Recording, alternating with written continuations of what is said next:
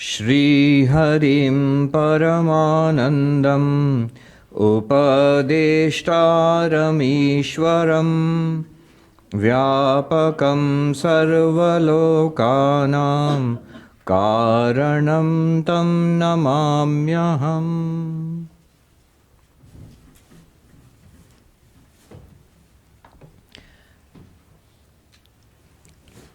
Again, because of the cold, the few hardy souls we have got. Well, yes, that is the Vedantic quality of titiksha, which is spiritual fortitude.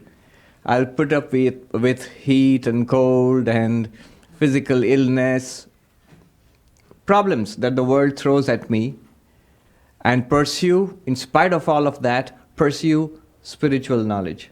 So that's the spirit of Vedanta. In Aparoksha Anubhuti, we were on verse number 76. Shankaracharya is giving us a series of examples. I actually sat down and counted how many there were in this series, in this particular series, from verse 70 onwards. I counted 22 examples up to verse 86. So, what Shankaracharya is trying to establish is the oneness of all existence. That Brahman is the only reality, the oneness of existence. That is the subject that's going on right now. And how do you accomplish that? The problem is, when we experience the world, we certainly do not see oneness. What we see is variety, plurality. Right here, there's so many people and there are chairs and there are so many items in this room, so much variety in this world. What do you even mean by oneness? The oneness which Advaita wants to establish is not against the experience of variety or experience of plurality. Follow me here carefully. Advaita does not deny that you seem to be experiencing plurality. But what Advaita says is, underneath this experience of plurality, there is a fundamental unity which we are missing. There is a fundamental oneness which we are missing. What's it like? It's like looking at the ocean out there and saying, in the Atlantic Ocean I see 10,000 waves. True. But as water, it's one reality. Or if a jeweler comes and shows you a golden bangle and takes it and melts it and makes a necklace out of it and shows you the necklace next time, and then takes it and melts it and shows you a ring or something next time, you would be justified in saying that I have seen 3 different ornaments. But is it true that you saw 3 different ornaments? They looked like 3 different ornaments. They looked like 3 different entities, but they were the same gold. Not only are they all gold, but it's the same gold which was melted and put into a new form, a new name, and a new function. Nama, Rupa, Vyavahara difference. Nobody denies that the ring looks like a ring and the bangle looks like a bangle and the necklace looks like a necklace, and they look different from each other. They have different names and different places in the body where you can put them. Nobody denies that. But can you deny that they are all the same thing? They are all the same thing. It's the same gold. That's what Shankaracharya is trying to do. Advaita strategy is to do that. Not deny the experience of plurality. Before enlightenment, we experience plurality. After enlightenment also, you will keep on experiencing the same plurality. But you will know it's one reality, Brahman. And say, okay, let it be one reality. So what? That Brahman is you. Tat Tvamasi. Now you can no longer say, so what? Because it's about you now. You are the one reality which you experience as the plural universe and as this experiencing self. The experienced plurality and the experiencing self are all of them one existence, consciousness, bliss. That is that is the truth about us, about you, about me, all of us. to establish this oneness in spite of the experience of manyness, of plurality. What Advaita does is, it has to prove the false, it has to show that the many are false. That's why Advaita Vedanta says, Brahma Satyam Jagat Mithya. Satyam, true, real, existence. Mithya appears to exist but has no intrinsic existence. It's a technical term. The term mithya used in Advaita Vedanta must be understood properly, otherwise it leads to a lot of confusion.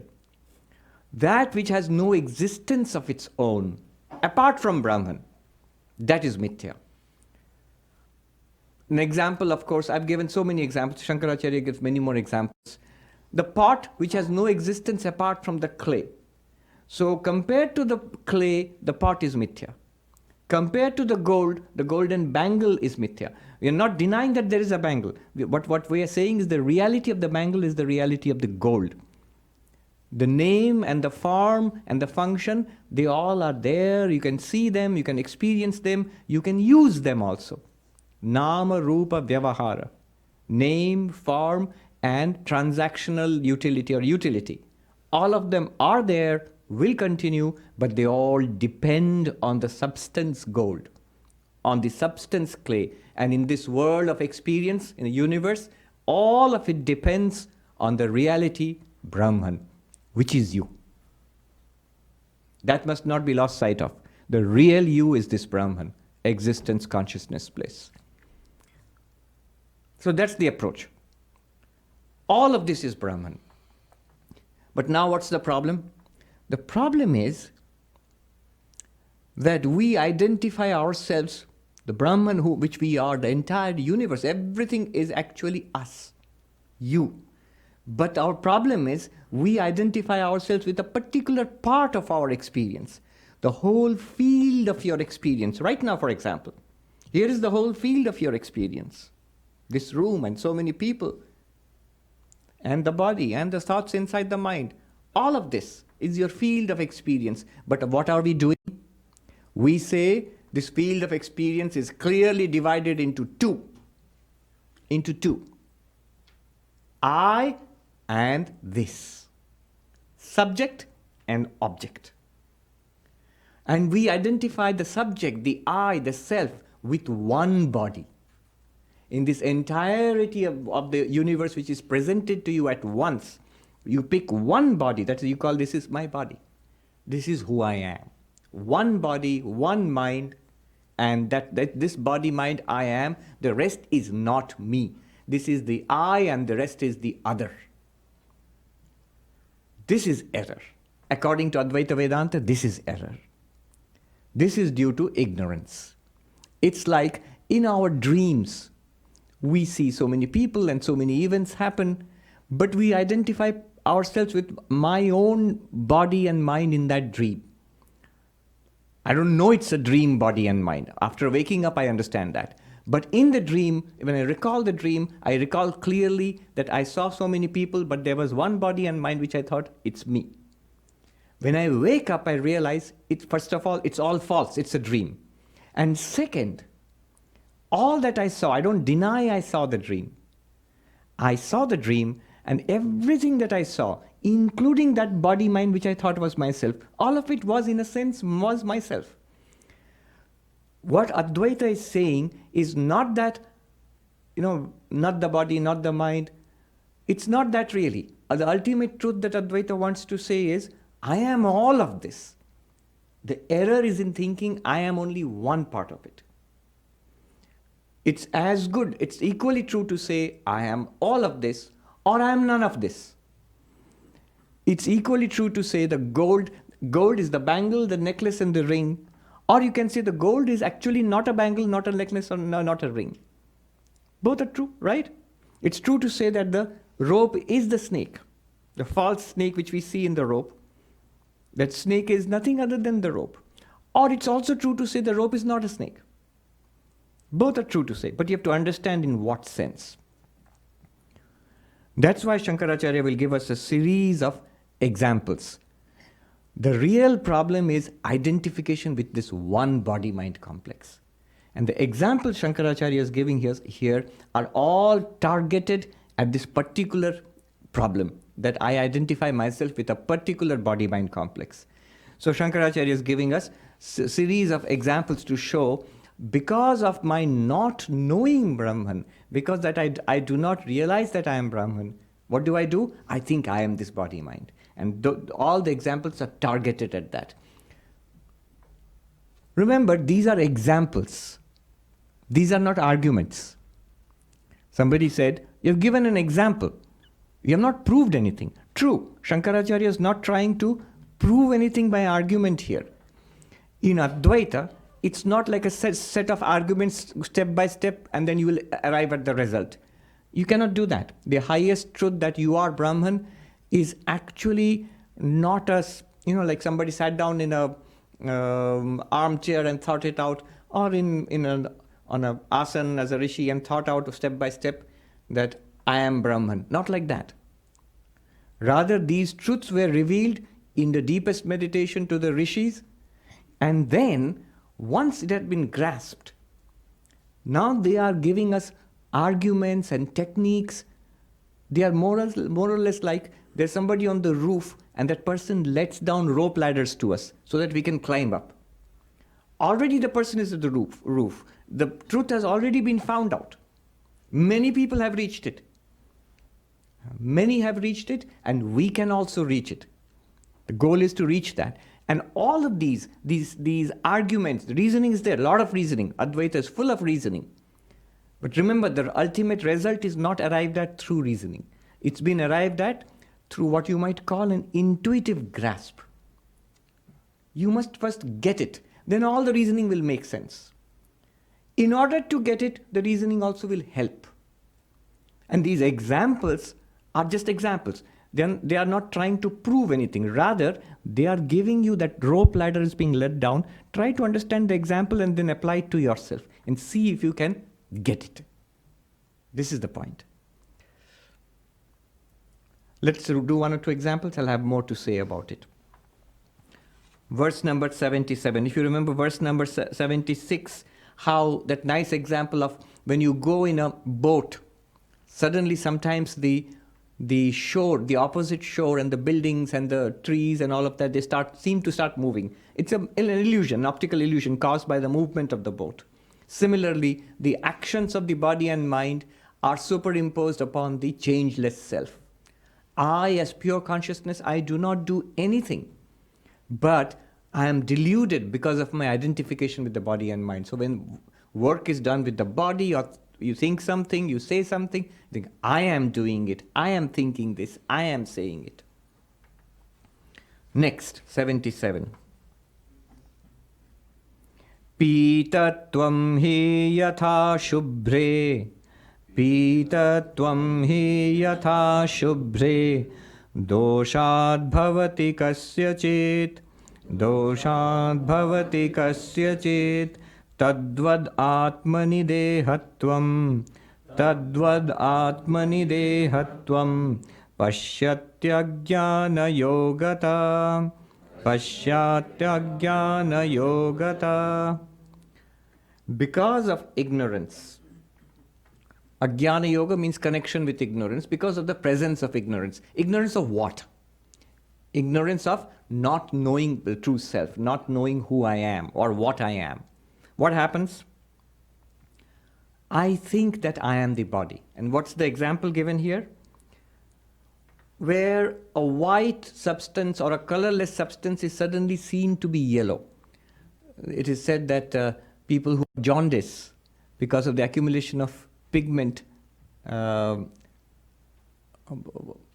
I think. Bilirubin. Yes. Because of the accumulation, they are supposed to see things as yellow. Though the things are not actually yellow, but that's how they see it. Though I don't know. I had that once a long time ago. I didn't see anything as yellow, but I suppose some patients might see it as yellow.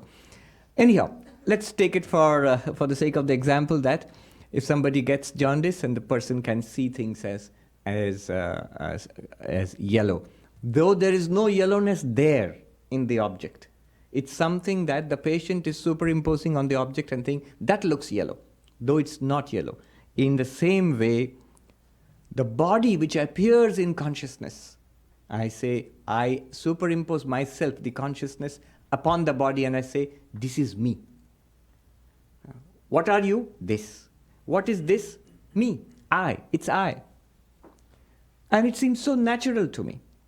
So the body is superimposed or taken to be myself. Dehatvam tadvad atmani. In the self, which is existence, consciousness place, I forget that and I think it's the body. It's the mind. You say, all right, it's easy to say that somebody sees something which is actually white, you see it by mistake as yellow. But what's the mechanism here in the case of consciousness identifying itself with the body? How does that work? And I found a beautiful passage in the Bhagavad Gita commentary of Adi Shankaracharya. In the 50th verse of chapter 18 of the Bhagavad Gita, in that verse, there's a long commentary given by Shankaracharya where he takes up this question. That how does it get identified? How does pure consciousness get identified with the body-mind?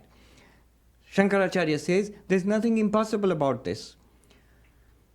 He says, the buddhi, or let's take the ego, it is pure and luminous and transparent like consciousness.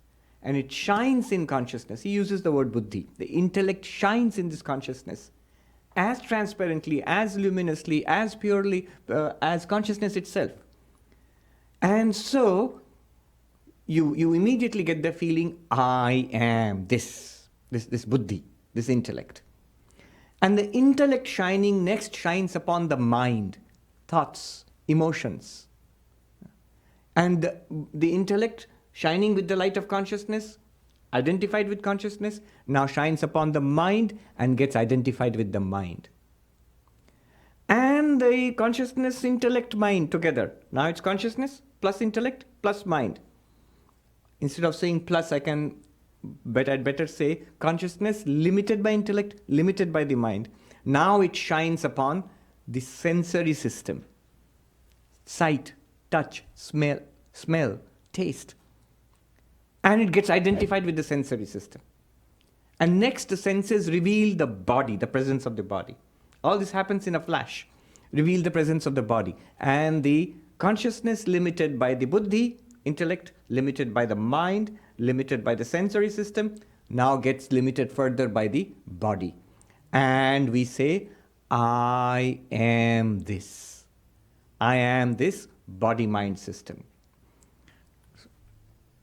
Sound sleep? That reminds me of that Swami Saradananda. He was here in the Vedanta Society a long time ago. And at one time he went and gave talks in Ridgely Manor. Miss Josephine MacLeod, Swami Vivekananda's close disciple, she was there attending the talks, and every day she would ask Swami Saradananda, "Did you sleep well, Swami?" And in the morning she would ask when they met for breakfast. One day Swami Saradananda was giving a talk, and Miss MacLeod, she fell asleep in the talk. And after the talk, the Swami was greeting all the visitors, and when Miss MacLeod came along, the Swami said very politely, "Did you sleep well?" Yes. So the consciousness identified with the buddhi, identified with the mind, identified with the sensory system, identified with the body. There's a lot of identifications there. It all happens all together. The moment you get identified with the buddhi, the intellect, mind, sensory system and body, they form one integrated system. So the identification happens in a flash. Identification means I feel I am this. And in that commentary, Shankaracharya explains it so well. And he says that is why there are schools of philosophy which say I am the body. That is why there are schools of philosophy which say, no, I am a mind and an intellect in a body. That thing is, most of us, we feel that. We are a mind and intellect, an embodied mind intellect. Most people, most grown-up, intelligent, thinking people feel that. Or some people even feel, I am the intellect alone, or the ego alone, the I sense alone. But we are none of these. And therefore the whole process, that's why Advaita begins with this process of disidentification. I am not the body, not the mind, not the intellect, not the ego. Because the I sense, the ego, that is also experienced. And whatever is experienced is an object. Whatever is experienced is an object. Yes. Do you experience your own I? Not this I, the vertical I. Do you experience it? Do you think, I am sitting here? Don't you think that right now? I am sitting here. So you're experiencing the I, the ego also. If you're experiencing the ego is also an object. A very subtle object. But it's an object. Object to what? To you, the witnessing consciousness. Oh, none of these objects I am. This process of disidentification is the first step in Advaita Vedanta. Shankaracharya therefore sings, Mano buddhyahankara chittani naham. I am not the mind, I am not the intellect, I am not the memory, I am not the ego. All the parts or functions of the inner psyche, of the antakarana, inner instrument, I am not these. And why am I not these? How am I not these? We have discussed it in great detail. But remember, this is only the first step. Actually, Brahman is all of these. But what is wrong is identifying yourself with one set of body, mind, intellect, and ego, and not with others. So that's the problem. Otherwise, from the Advaitic perspective, there is no difference there is no gap, no difference between Brahman, existence, consciousness, bliss, and the body and the mind. In fact, the truth is, the mind is also Brahman. The intellect is also Brahman. The body is also Brahman. It may seem just the opposite of what we learned in Vedanta. Body is also Brahman. The universe is also Brahman. All of it.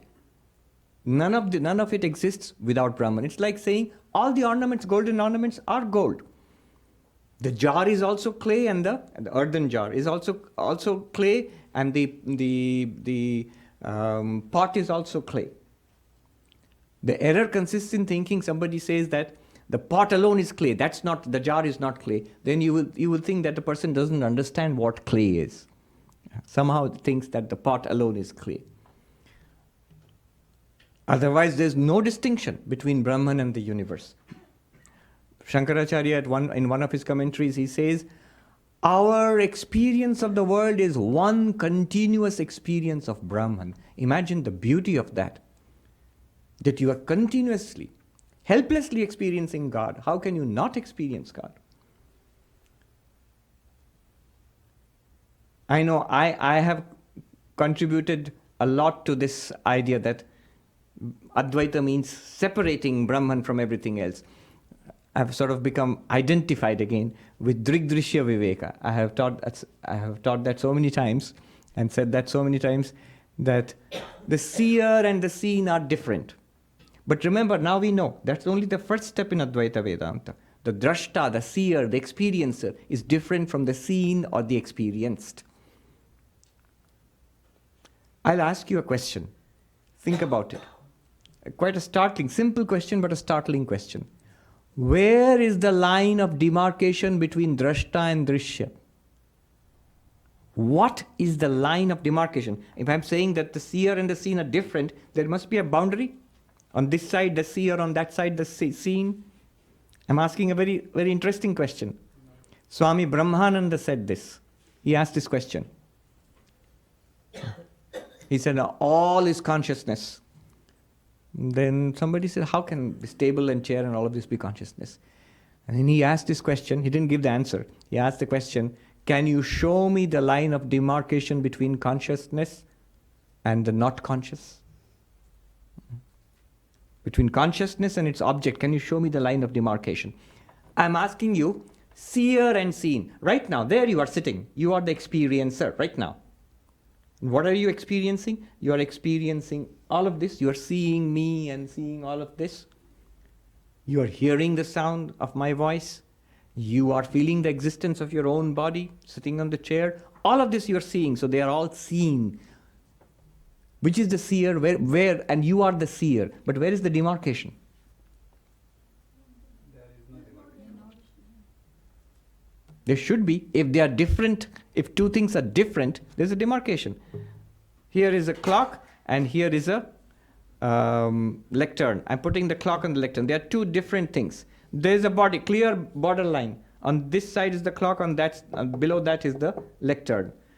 Seer and the seen are two different entities. If they are, then there should be a line of demarcation. Take it in a very simple, naive way. Okay, that for me, it seems to me like this. All that is seen, drishya, I am the seer. Line of demarcation, this skin. What is inside the skin is the seer, and outside the skin the seen. But the skin itself, do I not see it?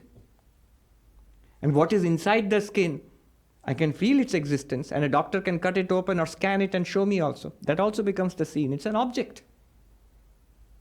It's an object. It's also the seen. Okay, then the demarcation is between mind and body. Not body and the world, but mind and body. But the mind, thoughts in the mind, are they also not the seen? Thoughts in the mind. Are you not aware of when you're happy? Are you not aware you're happy? Say, yeah, I'm very happy, but I don't feel it.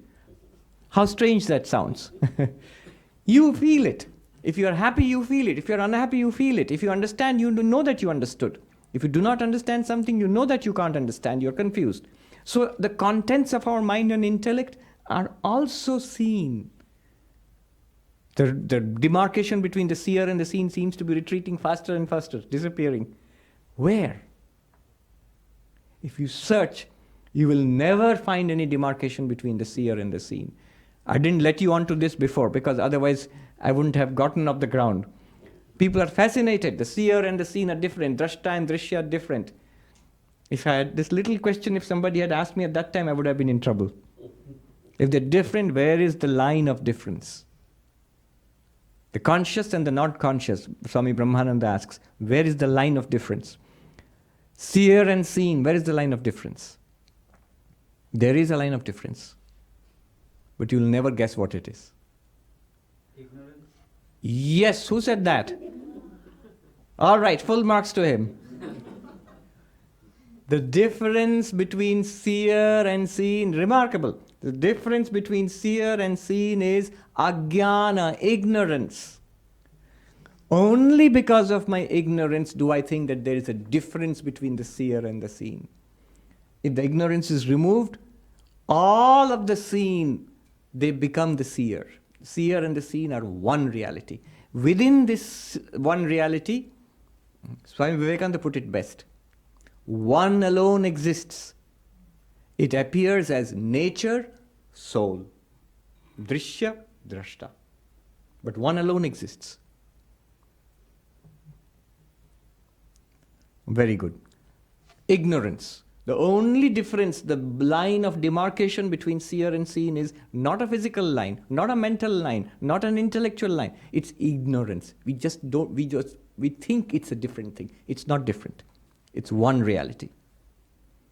Imagine in your dream, the dream example is nice. When you're standing there, later on when you wake up, when you recall your dream, you're standing on a street and seeing the scenes in the street, people going, coming and going, buildings and so many things you're seeing. What was the demarcation, line of demarcation between you and the things that you were seeing? You thought, I am this person and I'm seeing all of that. But when you wake up, you realize all of that, and also this person whom you saw in the dream, all of it was in your mind. Right? There was no demarcation between that. All right. In the same way, we think I am this particular body and mind and everything else is different from me. But the reality is, it's in one existence consciousness place. Many more examples, very nice examples. 78. Chakshurbyam Brahmashilabhyam Chakshurbyam Brahmashilabhyam Sarvam Bhati Brahmatmakam Sarvam Bhati Brahmatmakam Tadvadatmani Dehatvam Tadvadatmani Dehatvam Pashyatyagyana Yogata Pashyatyagyana Yogata Chakshurbyam Brahmashilabhyam. If there is a defect in the eyes, in the vision, then we see everything incorrectly. The problem is not out there. The problem is in my eyes. In the same way, because of ignorance, we see or we experience or we think that this body-mind is me and everything apart from it is not me. The truth is that you are not this body, not this mind, not any of it. And the deeper truth is mind, body, and all bodies and minds and everything that's not a body and mind also, all of it is nothing other than you. Chakshurbyam Brahmashilabhyam. When the eyes have a defect, then whatever you experience seems defective. One patient came to a doctor and said, "Doctor, it hurts." The doctor said, "What hurts?" "Everything." "What do you mean everything?" "Look." He touched his own hand and says, "Ow, it hurts." His wrist, "Ow, it hurts." And his elbow, "Ow, it hurts." And the shoulders and the chest and the neck and the forehead, "Ow," he goes, "it hurts." And the doctor said, "Show me your finger." And the finger, there was a slight crack in the finger because he was using the finger to test everything. So he thought everything hurts. It's his finger which hurt actually. If the eyes are defective, we see everything incorrectly.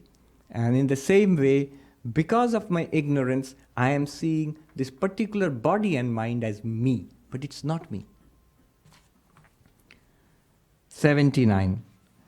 Alatam brahmanenaiva Alatam brahmanenaiva Vartulam bhati suryavat Vartulam bhati suryavat Tadvad atmani dehatvam Tadvad atmani dehatvam Pashyatyagyana yogata Pashyatyagyana yogata. Alata means a firebrand. You know, like in India we have these firecrackers, Puljari we call them, that sparklers. And if you whirl it around, light it up and whirl it around, it looks like a circle. Like the fan, it's got 5 blades, but if you switch it on, it looks like a disc when it moves fast. Similarly, a firebrand, if you whirl it around, it looks like a shining circle, although it's only one point of light. But you whirl it around, it looks like a circle. So he says, Alatam brahmanena, by whirling around a firebrand, a little point of fire, Vartulam, circular. It looks circular, just like a disk of the sun. In the same way, consciousness itself, you are consciousness itself, but you are identified with the body and mind and you think you are a body-mind complex. Then 2 more examples about how we're going to talk about binoculars and microscopes. I don't know what kind of, he's writing 1400 years ago.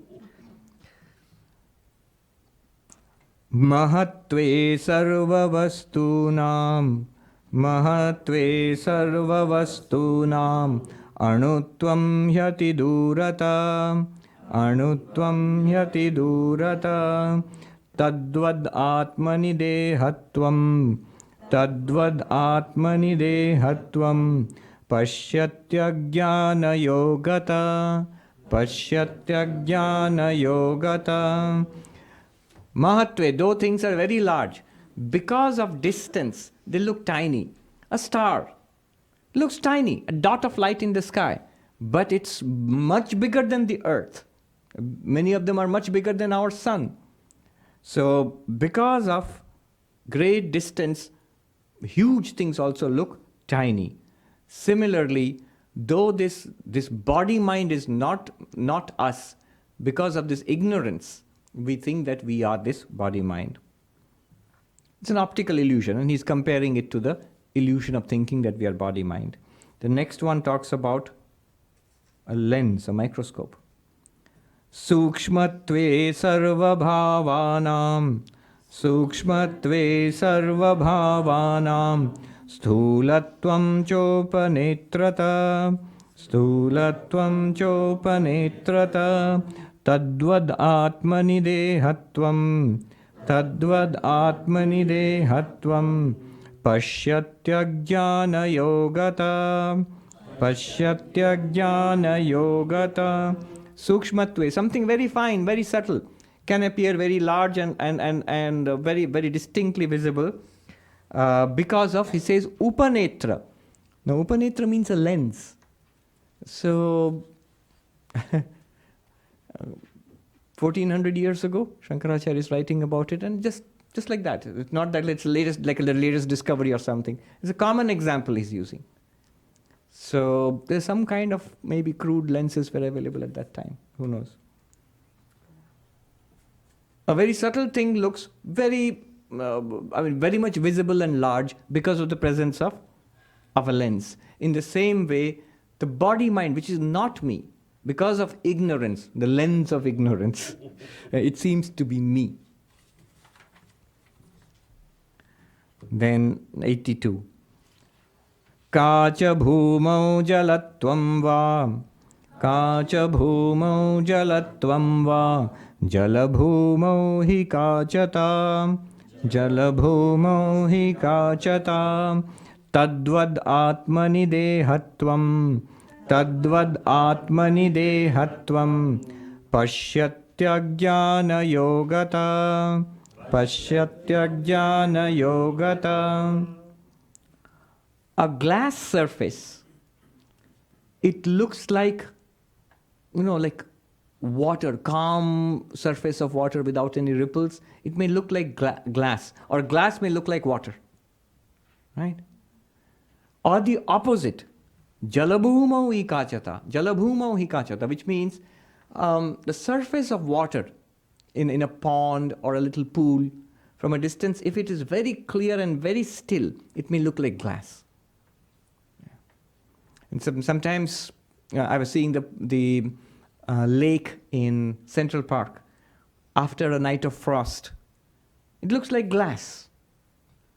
So this reference is actually to something in the Mahabharata. There's a story that when the Pandavas constructed their magnificent palace in Indraprastha, and then it was Duryodhana, I think, the villainous Duryodhana, who came to inspect it, and he was envious seeing all this magnificence. And then he made two mistakes. I think once he saw what he thought was water, and he carefully stepped around it, or it was actually glass. And another time he thought, oh, this thing is glass, and he stepped over it and fell into the pool. I think Draupadi laughed at him, and that made him furious. That's one of the reasons why he hated the Pandavas so much. Now, both examples are there. A surface of glass, it's mistaken to be water. A watery surface is mistaken to be glass. An error. In the same way, body-mind is mistaken to be the self. What are you? Body-mind. What is this body-mind? Me. I. That's the example.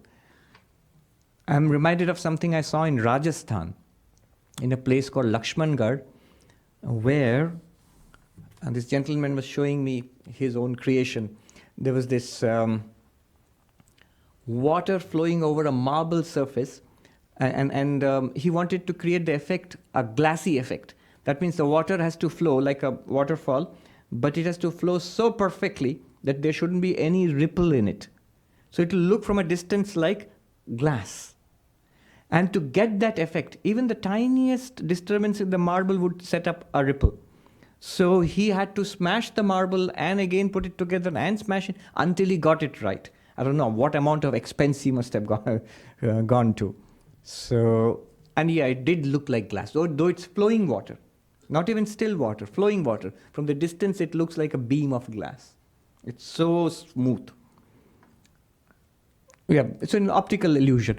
Today I saw in the subway there's an advertisement for the Metropolitan Museum.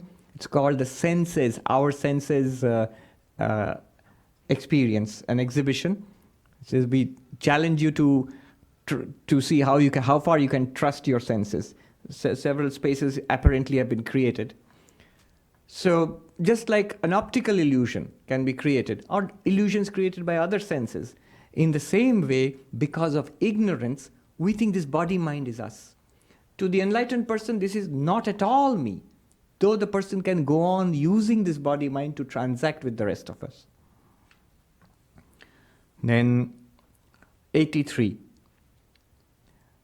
Yadvad agno manitvam hi Yadvad agno manitvam hi Mano va vanhitapuman Mano va vanhitapuman Tadvad atmani dehatvam Tadvad atmani dehatvam Pashyatyagyana yogata Pashyatyagyana yogata. Just as one may mistake fire to be a gem. You know, from a distance, little embers of fire, from a distance, red or bluish, they may look like gems, precious gems. I've never seen that, of course, but I mean, these days, gems are not like that available anywhere. So you will normally not make a mistake like that. But I suppose in a different time and culture, one could make such a mistake. Embers of fire in the distance, they may look like gems scattered there. Or the opposite again.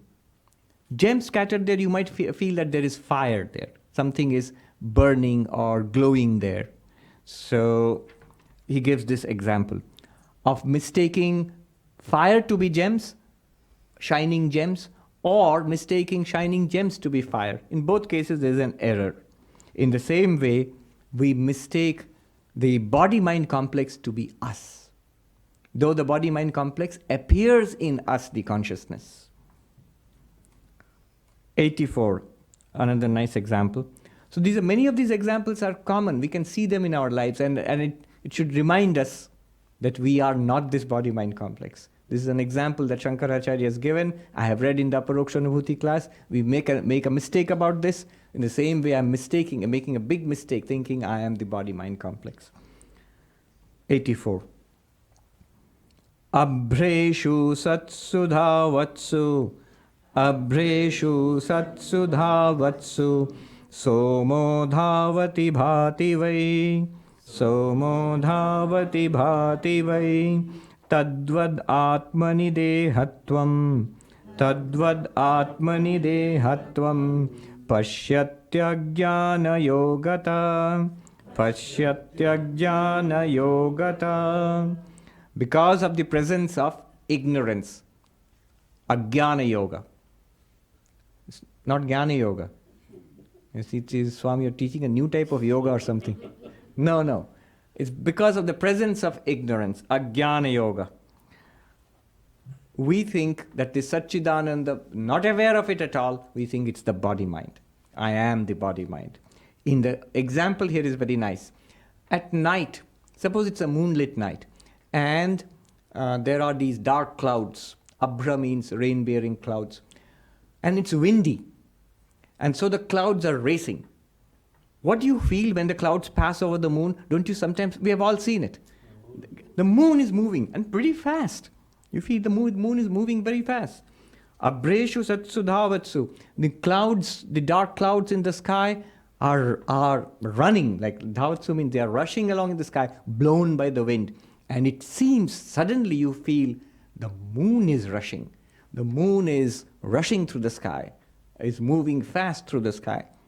It's an illusion created by the motion of the clouds.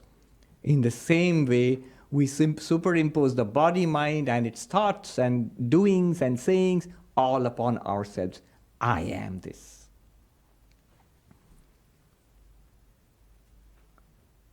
The next one, 85. Yathaiva digviparyaso Yathaiva digviparyaso Mohat bhavati kasyachit. Mohat bhavati kasyachit. Tadvad atmani dehatvam. Tadvad atmani dehatvam.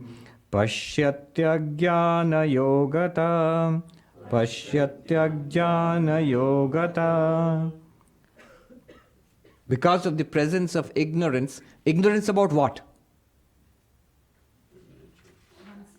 Oneself. That I am Satchidananda. We don't know that. And even if we read it or we think about it, we don't have an intuition. Once you've got it, that's different. But until we get it, we don't really know that. Because we do not know that, we make a mistake. Because we don't know it's a rope, we mistake it for a snake. If you knew it was a rope, you wouldn't make that mistake. Even if it looked like a snake, you wouldn't make the mistake because you say, I know it's a rope. But because I do not know it's a rope, I am naturally led into error, thinking it's a snake. In the same way, I do not know that I am Satchidananda. And the body, as Shankaracharya says, the intellect first appears to me, buddhi. The mind appears to me, the sensory systems appears to me. And then it presents the body. And I say, I am this body-mind complex. The example given here is that confusion about directions. So suppose somebody takes you and spins you around. Your eyes are, you're blindfolded, and then you don't know which direction you're facing anymore. It's very simple. Very simple to lose sense of direction. Unless you have a GPS to tell you.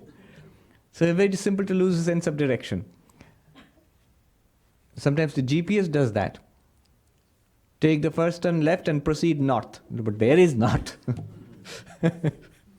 So, it says because of confusion, mohat, because of confusion, for some person, there might be temporarily a confusion about direction. Is this east, or is that west, or is that north or south? We don't know until we figure it out.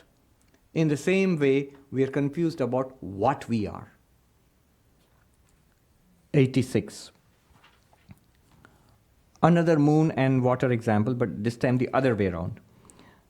Yatha shashi jale bhati, yatha shashi jale bhati, chanchalatvena kasyachit, chanchalatvena kasyachit, tadvad atmani dehatvam, tadvad atmani dehatvam, pashyatyagyana yogata, pashyatyagyana yogata.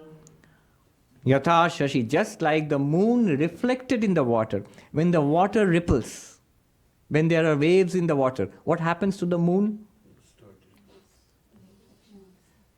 It seems to move. And it is true. The reflected moon moves. The moon, the reflection, does it move or not? Yes, it's true. When the water moves, the reflection also gets disturbed. And if a person doesn't know it's a reflection, suppose someone doesn't know and thinks that the moon is moving. The moon, actual moon in the sky does not move at all. It's the movement of the water which gives the sense that there are ripples or movements in the moon also. But that happens in the reflected moon. In the same way, thoughts in the mind, all the activities of the body mind get superimposed upon me. I'm fat, I need to lose weight. How can pure consciousness be fat or thin? How can pure consciousness lose weight? Does it have any weight? It's the body, and I'm reflecting it upon myself. Or I am unhappy, I'm depressed. How can consciousness be unhappy or depressed? Unhappiness or depression is in the mind. It's subtle. But you see how this can be applied. Unhappiness or depression is in the mind. It's not denying that there is a feeling of unhappiness or depression in the mind. They're not denying it. But it's not in you, it's in the mind. Keep the thing where it belongs and you'll be saved a world of trouble. Put the depression in the mind. Oh mind, be depressed. If you do that, the first thing that will happen is the mind will not be depressed. It will give up being depressed. It's not in me. And it's a plain fact. You don't actually have to do anything. You have to see it for what it is. It's not very difficult either. What's difficult is, first of all, to get it first, and once we get it, the next difficulty will be an ingrained habit of many, many lifetimes of identifying with the mind. Even if I know that I'm not the mind, I've also understood that in that sense I'm not the mind, it's an object. Like these are objects, that's also a subtle object. Thoughts, feelings, depression, it's an object. I know that, I understand it, yet I feel depressed. It's a long habit of identifying with the mind. So we act out of habit. That habit requires you to develop a counter habit to rule out that. That's why nididhyasana, a repeated application of what you have understood, to dwell on that, to stabilize it. Look at the word used in the Gita for an enlightened person. Sthita pragya.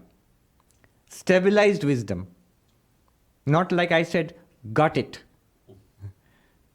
Arjuna does not ask Krishna, so what's that person who's got it looks like? What's that person like? No. He asks a much more intelligent question. What does that person who's got it all right, but has stabilized that getting it, who can live it, what does that person look like? What does that person do? How does that person talk? How does that person react to the world? What that means, what is the difference between us and a fully enlightened person?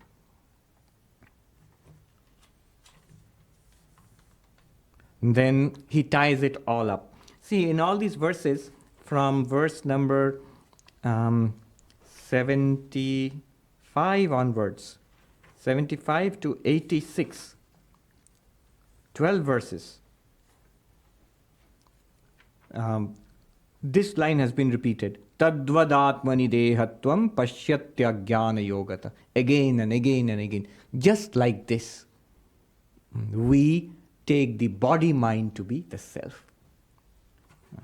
Just like you see a whole forest or a tree or a whole forest inside a lake. There's no forest in the lake, it's a reflection. But you think it's there. It's not there. Looks like that. In the self we see body-mind and think, I am the body-mind. Just like that. And so on. So many examples have been given. And now he ties it all up in verse number 87 and concludes this topic.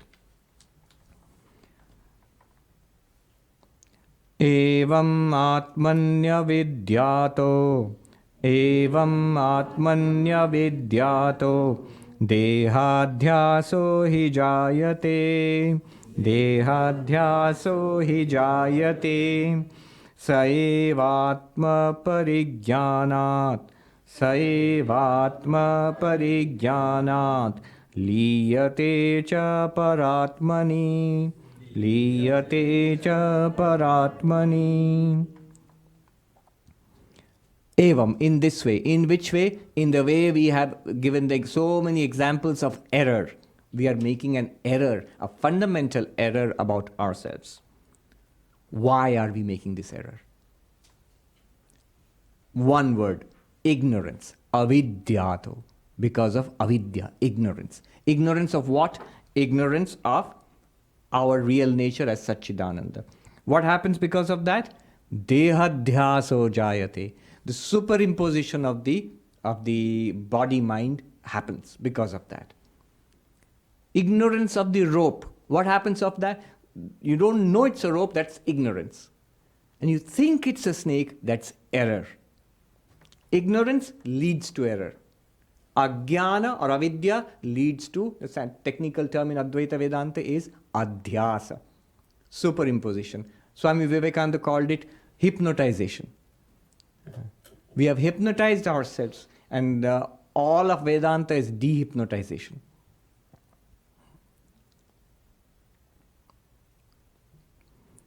So what is the solution?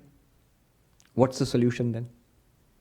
If I am making a mistake, I am the body and mind, I'm making a mistake, and the cause of that mistake is ignorance about who I am, then the solution will be knowledge of who I am. Evam atma parigyanat. So therefore, in this way, by the knowledge, by the correct knowledge of the Atman, that I am Chidananda Rupa Shivoham, again, must get it. That, oh, I am the unchanging witness of these appearances. and they all appear within me. Then what happened? Very interesting. Liyate cha paratmani. This body and mind will be merged into Satchidananda. Understand that very carefully. It's not that the body and mind will suddenly, slowly, little by little, it will start disappearing. What's happening? I'm getting merged into Brahman. No. The examples are like that. So Sri Ramakrishna gives the example of a salt doll which went into the ocean and then could not come back because it becomes one with the ocean. But these are very sophisticated examples. One must not understand them in a crude sense. What's happening to you? I'm dissolving into Brahman. No. It's like you're an Indian or an American. How do you become a human being? What does it take? You're already a human being. All that it takes for you is to step back from the identification, the construct of being an American or an Indian, and say, I am a human being. How long does it take the pot to become clay, a clay pot? How can you turn this lectern into wood? How can you turn it into wood? You just called it a lectern, a podium. How can you turn it into wood? Just know it, just recognize it, just see it as wood. And that seeing it also does not, you don't have to squint at it and to see it as wood. It's just a change in perspective. In Sanskrit, the terms are karya drishti, karana drishti. Karya drishti means the effect vision, the product vision. And karana drishti means causal vision. The material, if you're concentrating on the substance, on the reality, it's wood. You just have to see it. Yes, it's wood, Swami. I've done it. I can see it as wood. There is, in Kashmir Shaivism, they talk about Bhairava Drishti. A very interesting concept. There are attendants of Shiva. In Shiva temples, you will see on the top of the temple a rather fierce-looking character. A little image sitting up there and with big eyes. They are companions of Shiva. They are called Bhairavas. Now the yogis sometimes think of themselves as Bhairavas. Now the Bhairava Drishti is when the Bhairava opens his eyes, the universe is created. When the Bhairava closes his eyes, the universe merges back into Shiva. You'll say, wow, that's some trick. You can do it too. You just did it. See this thing as a podium? That's the Bhairava opening its eyes. See this thing as wood just now? See it now? That's the Bhairava closing its eyes. See this world as name and form and function and all of this world? That's the Bhairava opening the eyes. See this world as Brahman, as existence, isness all around. Focus on the isness. That is Karana Drishti. The world is merged back into Sat, into being. See this world as nothing other than appearances in consciousness. Bhairava Drishti, that is Karana Drishti. You're merging the name and form back into consciousness. Focus on the world, names and forms and functions. You have got Karya Drishti. And that's the Bhairava opening his eyes. We are all Bhairavas. The moment you can merge yourself back into the Shiva nature or Satchidananda nature. The moment you want, you can open your eyes and deal with the world just like everybody else is. The person who is ignorant of this nature, of this technique, is stuck on one side of the wall. Just seeing this as a mixture of the existence and name and form and function, as you cannot separate the two. He thinks it's only a podium. What do you mean wood? It's a podium. Where's the wood in this? Thinks only it's a pot. Where's the clay in this? It's a pot. You understand the clay nature, you understand the pot nature. And you can separate the two in your understanding. Physically you cannot. Why can you not separate them physically? Why can't you separate the clay and the pot physically? There is no pot without clay. Because you cannot separate them, because there are not two things. There are two things when you speak about it. There are two things when you analyze it. There are two things when you philosophize about it. Really, there is only one thing. What is that one thing? I'll give you 3 options. It's a pot. Option 1. Multiple choice question. It's a pot.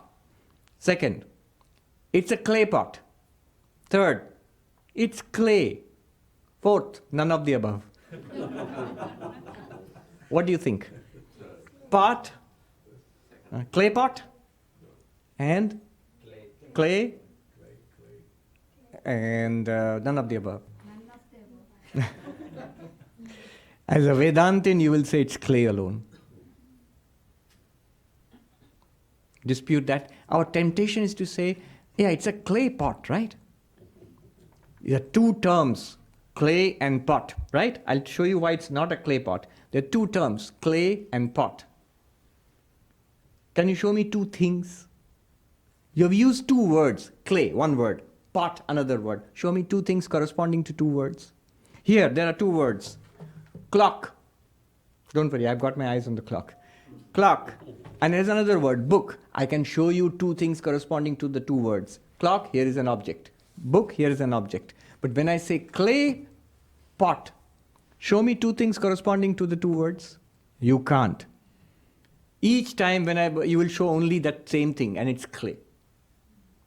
You can't show me an object apart from the clay corresponding to the word pot. Then is the word pot meaningless? No, it has meaning. It refers to the name and the form and the function that clay plays at that particular time, when it's shaped like that and used in a particular way. And that's all right as far as the world is concerned. Even after all your Vedanta, you will still know how to go on the subway or take your car and drive back. Everything will work fine. There's no problem at all. But you know all of it is one existence consciousness bliss. Or at least that's what we have to focus on. Atma parigyanat. The moment you realize the Atman, I am Satchidananda, what will happen?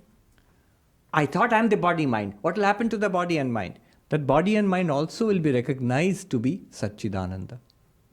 The body-mind also will be recognized to be Satchidananda. So that is what is called liyate, merging back into Satchidananda. It means recognizing the pot is merged into the clay. And you say, don't you dare do that. I'm very fond of my pot. Don't worry, nothing will happen to it. The pot is merged into the clay. You realize every bit of that pot is nothing but clay. There is no real entity called pot apart from clay. Merging body and mind back into Satchidananda, you mean every bit of this body and mind is nothing but Satchidananda. And there is no separate thing called body-mind which I'll think, I am this body-mind. Sri Ramakrishna said something very interesting. Shuddha buddhi, shuddha mon, shuddha atma, ek jinish. The pure mind or the intellect and the pure Atman are one thing. Normally in Vedanta, what do? I am not the mind, not the intellect, I am the Atma. But Sri Ramakrishna is saying, pure Atma, Satchidananda, and the mind and the intellect, they are all of one thing actually. There's only one reality, and that reality is Atman. That's what we begin to understand when we study Advaita Vedanta. All right.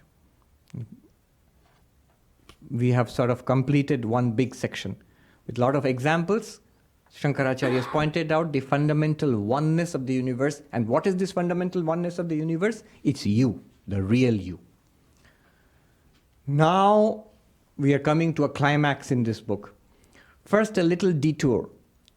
What will happen now is, having realized this, what do you have to do right now? Shankaracharya will give you some advice. In the next class we will see that you stabilize this first. Dwell on this truth. In Vedanta, what is the role of authority? Shankaracharya has told us. Suppose I say, I don't get it. And Vedanta says, Shraddha, accept the teaching of the teacher and of the scriptures as truth. You say, but isn't that blind faith? If I'm going to do that, isn't that like that conventional religion? Because religion tells you so, you have to believe it? No. The role of authority in Vedanta is very interesting. You have to we accept what the authority tells us, but with a purpose. To elevate ourselves to the position from which the authority has realized this, so that we too can realize it. That's the only purpose of accepting what the authority says here. What the text says here, what the teacher says here, is not to accept it as, okay, the teacher said it, so fine, I believe you. No, not believe me. Believe me with the idea of trying to get it to come to the same perspective as the teacher, same perspective as the text. That's the role of authority. So until we get it, let's take it for granted that what Shankaracharya is saying here is trying to convey something to us through all these examples and try to change our perspective so that this begins to seem more and more real to us. So he will tell that, and there will be this little detour I spoke about, this whole question of karma. Suppose you're enlightened, then what happens to your karma? So what is karma, and what happens to our karma, and what happens to the enlightened person's karma? These discussions will come for a few verses. And then at the end, there will be a series of verses from verse number 100 onwards, 15 verses on meditative techniques. How do I dwell on this truth to make it a reality? Vedantic meditation. And Shankaracharya is a little mischievous there. He compares it with yogic meditation. You will see. Not in a bad way, but he shows what normally we understand. It's a good strategy. Normally what we understand by meditation, because it's deeply ingrained in us. Meditation means sitting straight like this. And Shankaracharya will say, sitting. What does sitting mean? He will say it is being established in Brahman, not sitting up straight like the stump of a dry old tree. He will use that language. Yeah. What is breathing? We learn breathing in meditation, yogic meditation, a very important part, pranayama. He will describe that. The breathing in like this, hold the breath and release like that, and these techniques are there. And Shankaracharya was a fantastic description of Vedantic meditation. He will show us that breathing in is realizing that I am Brahman. Breathing out means realizing all of these are names and forms and appearances mithya. That's breathing out. Breathing in is Brahman alone is real. Breathing out is Jagat mithya. He says this is the real breathing. And the other one, meaning what? He calls it torture of the nose. It's torturing your nose. So he is humorous, is slightly sarcastic also. So that will come next. 15 steps. Remember, he's not dismissing yoga. He says, and he will say after doing all of that, making so much fun, at the end of it, he will say yoga is very useful as a foundation. These yogic techniques are very useful as a foundation. You neglect it at your own peril. But the higher yoga is this, what I'm teaching you. And then the conclusion will come in the last few verses of the book, where he will give a very interesting verse which shows the entire, I call it the algorithm of the whole book. What was the approach in the whole book? One verse he will show. What did I do in this whole book to reveal? What was the technique used to reveal Brahman to you? So that's what's ahead of us. Happy New Year to all of you and to all of those who are watching online today. Om Shanti Shanti Shanti Hari Om Tat Sat Shri Ram Krishna Rupanamastu.